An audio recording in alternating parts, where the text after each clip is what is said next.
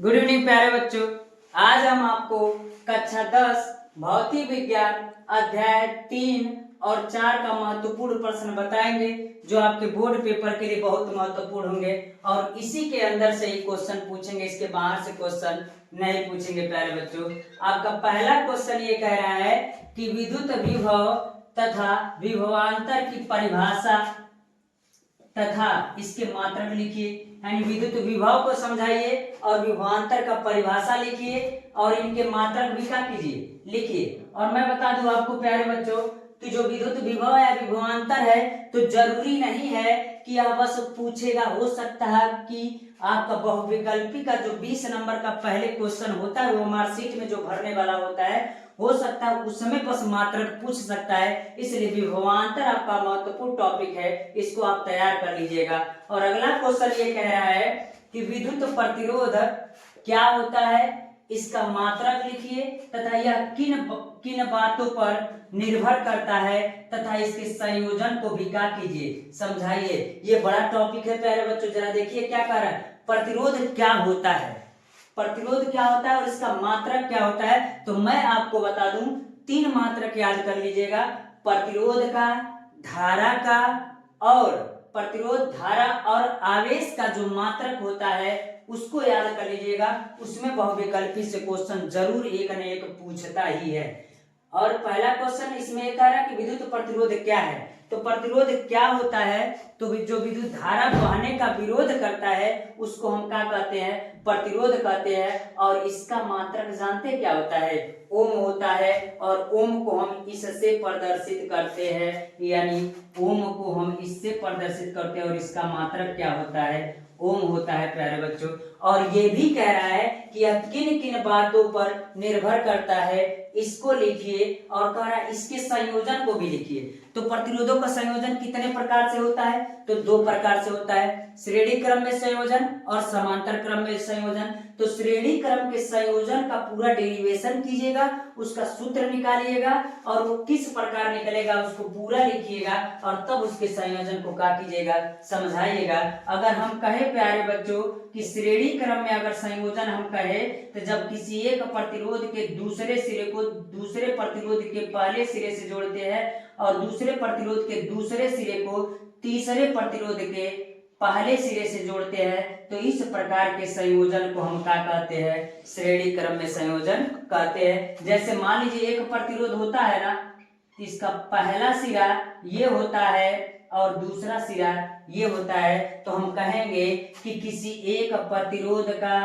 दूसरा सिरा दूसरे प्रतिरोध के पहले सिरे से जुड़ा होता है और इसी प्रकार दूसरे प्रतिरोध का दूसरा सिरा तीसरे प्रतिरोध के पहले सिरे से जोड़ता है। तो इस प्रकार के संयोजन को हम क्या कहते हैं, श्रेणी क्रम में संयोजन कहते हैं। और आगे भी 1 2 3 नहीं 10 20 चाहे जितना जोड़ना है तो इसके आगे बढ़ा करके चलते चलेंगे ना, तो इस क्रम के संयोजन को हम क्या कहते हैं, श्रेणी क्रम का संयोजन कहते हैं। और इसके लिए फार्मूला जो होता है तो R बराबर R1 धन R2 और धन R3 डॉट डॉट डॉट जितना तक हो सकता है उतना हम कर सकते हैं। ये R1 होगा, ये R2 होगा, कुछ ओम में मान इसका दिया होगा, तो उस समय हम कहेंगे इस क्रम के संयोजन को हम क्या कहते हैं, श्रेणी क्रम में संयोजन कहते हैं। अगर मान लीजिए कि अगर हम कहें कि इसका समांतर क्रम संयोजन क्या होता है, तो समांतर क्रम संयोजन की जब बात आएगी तो ये तो सबसे आसान होता है। तो इस क्रम के संयोजन में होता क्या है कि अगर कोई प्रतिरोध रहेगा, मान लीजिए 2 प्रतिरोध हो या 3 प्रतिरोध हो या चाहे जितना प्रतिरोध हो, अगर सभी प्रतिरोध के पहले सिरे को एक साथ जोड़ दिया जाए और सभी प्रतिरोध के दूसरे सिरे को एक साथ जोड़ दिया जाए, तो इस प्रकार के संयोजन को हम क्या कहते हैं, तो इस प्रकार के संयोजन को हम समांतर क्रम में संयोजन कहते हैं।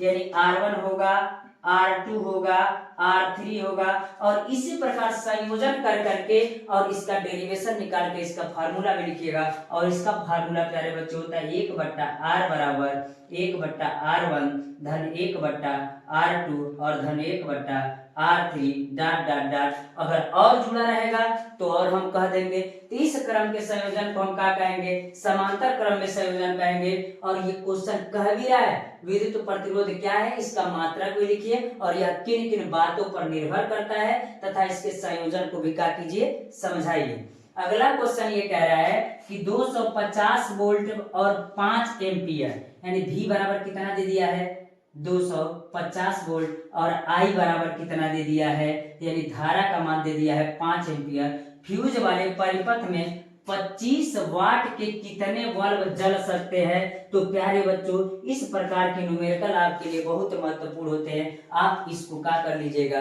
समझ लीजिएगा और लगा लीजिएगा। और इससे रिलेटेड और भी सवाल है जो इसमें हम नीचे दिए हैं और उसके बावजूद भी आप और पढ़ लीजिएगा। अगला क्वेश्चन ये कह रहा है किलोवाट घंटा से आप क्या समझते हैं, समझाइए। तो किलोवाट घंटा को भी समझा दीजिएगा कि क्या होता है। और अगला क्वेश्चन कह रहा है ओम का नियम क्या होता है। तो ओम के नियम को समझा दीजिएगा कि चालक के दाब और ताप में कोई परिवर्तन न किया जाए तो उसमें बहने वाली धारा उसमें लगाए गए विभवांतर के अनुक्रमानुपाती होता है। इसे ओम का नियम हम क्या कहते हैं, कहते तो V बराबर IR इसी पर आता है और बहुत से न्यूमेरिकल इस पर भी लगते हैं। इसलिए ओम के नियम को लिखिएगा और उससे संबंधित जो सवाल होते हैं वो तो लगे जाएंगे। जब ओम का नियम लिख लेंगे तो हो ही जाएगा। तो ओम के नियम को लिखिएगा। और इस प्रकार अगला आपका क्वेश्चन ये कह रहा है कि घरों की वायरिंग के परिपथ में फ्यूज का क्या महत्व है, बताइए। यानी घरों की वायरिंग के परिपथ में फ्यूज का क्या महत्व है, बताइए। अगर घर के वायरिंग में अगर फ्यूज लगा हुआ है तो उस स्थिति में उससे क्या फायदा है, यानी क्या महत्व है, ये बताइए। तो जैसे आपको पता ही होगा कि घर के मेन बोर्ड के पास हम कह सकते हैं कि फ्यूज वायर लगाया जाता है। अब तो कई जगह लगता है, मॉडर्न समय के अनुसार हो गया है। तो क्यों, अगर कहीं वोल्टेज का मान अधिक होगा, धारा अधिक हो गया, दो तार कहीं आपस में चिपक जाएंगे तो उस स्थिति में फ्यूज के तार पहले गल जाएंगे और आपके घर के परिपथ को जलने से बचाता है। यानी इसका घर के वायरिंग में इसका बहुत महत्व होता है फ्यूज का। तो आप और तरीके से आप इसको अच्छे से देख लीजिएगा। अब इसमें क्या कह रहा है, ये कह रहा है 1 कूलाम आवेश में इलेक्ट्रॉनों की संख्या ज्ञात कीजिए। यानी आवेश कितना दे दिया है, तो कहेंगे Q बराबर क्या कितना दे दिया है, तो हम कहेंगे कि Q बराबर 1 कूलाम दे दिया है। और कह रहा है, जानते हैं क्या, ये कह रहा है कि इलेक्ट्रॉनों की संख्या ज्ञात कीजिए। तो आपको पता है इलेक्ट्रॉन बराबर 1.6 × 10 के पावर माइनस 19 कूलाम होता है। तो एक फार्मूला जानते हैं, Q बराबर NE। तो Q का मान दिया हुआ है और E का मान दिए तो का यहाँ से N का मान निकल नहीं जाएगा, Q बटा E होगा। यानी यहाँ से इसका मान रखेंगे और यहाँ से इसका मान रख करके हम लोग क्या कर लेंगे, N का मान क्या कर लेंगे, संख्या निकालेंगे, इलेक्ट्रॉनों की संख्या निकाल सकते हैं प्यारे बच्चों। अगला क्वेश्चन कह रहा है विद्युत शक्ति या सामर्थ्य से आप क्या समझते हैं, इसको समझाइए। तो विद्युत शक्ति क्या होता है और सामर्थ्य क्या होता है, इसको समझाना है और समझा करके इसको अच्छे से याद कर लीजिएगा। ये भी बहुत महत्वपूर्ण टॉपिक है और हो सकता है कि इसके लिए न्यूमेरिकल भी पूछेंगे तो आपको बताना पड़ेगा। आगे चलते हैं। अगला क्वेश्चन ये कह रहा है एक विद्युत बल्ब पर 60 वाट 200 वोल्ट लिखा है, इसमें अधिकतम कितनी धारा प्रवाहित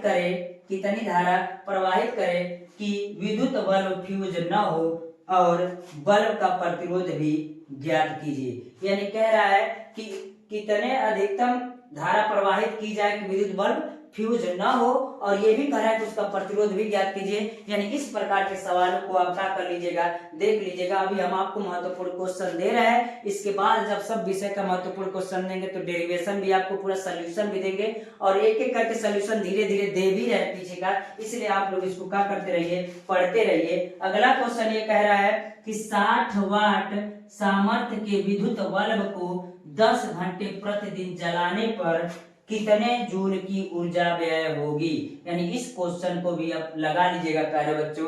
और हम हमको भी पता है और आपको भी पता है कि पेपर में ज्यादा समय नहीं बचे, 1 महीने कुछ दिन बचे हैं, इसलिए दिन रात एक करके आप लोग पढ़ाई कीजिए जिससे बोर्ड पेपर में अच्छा अंक प्राप्त कर ले। वरना जितना मेहनत किए हैं और इस समय जो पढ़ाई नहीं करेगा उसका पूरा मेहनत का हो जाएगा, डाढ़ हो जाएगा। इसलिए आप क्या कीजिए, पढ़ाई अच्छे से कीजिए और जितना क्वेश्चन दे रहे इसके अंदर से ही पूछेगा, बाहर से नहीं पूछेगा। अगर इतना क्वेश्चन आप तैयार कर लेते हैं तो आपके बोर्ड के लिए इस चैप्टर से बहुत ज्यादा क्वेश्चन है।